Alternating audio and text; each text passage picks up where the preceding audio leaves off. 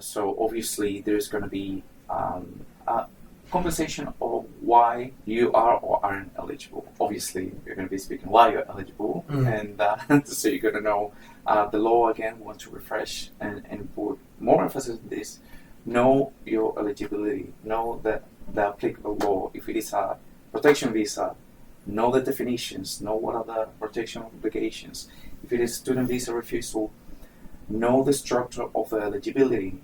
For example, financials, European genuine, cost of preparation, etc.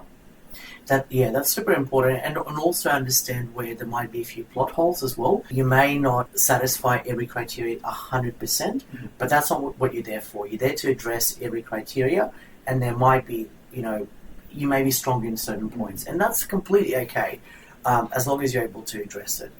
If you don't know something, it's important that you don't just leave it out, because what will happen is the member will raise that at the end and say, for example, let's say if you don't know what complementary protections are, protection obligations, and you don't raise them, the member will say, well, you haven't brought any complementary protection obligations, so I'm not going to assess them. So it will come back to you because they've got their script. So just because you haven't brought that up, it doesn't mean that it will go away. Right, so the member will ask you questions.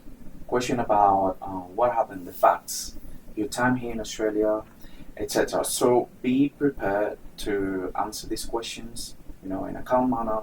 And what sort of questions is the member going to ask, Ross? Yeah.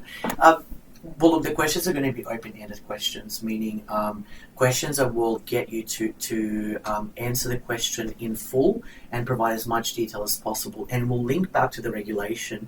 So going back to complementary protections, obligations, or maybe sort of specific protection obligations, the member might ask you a question around specific incident. What happened on this particular date, and they would be looking at to see how you tell the story, whether you're being specific. If you mention that you've been injured or someone harmed you, they will ask you who that was or how it happened, and then they will go on and also ask for any evidence. So it kind of leads from one question to the other. What the member is trying to do is they're trying to understand what these documents are that you've provided.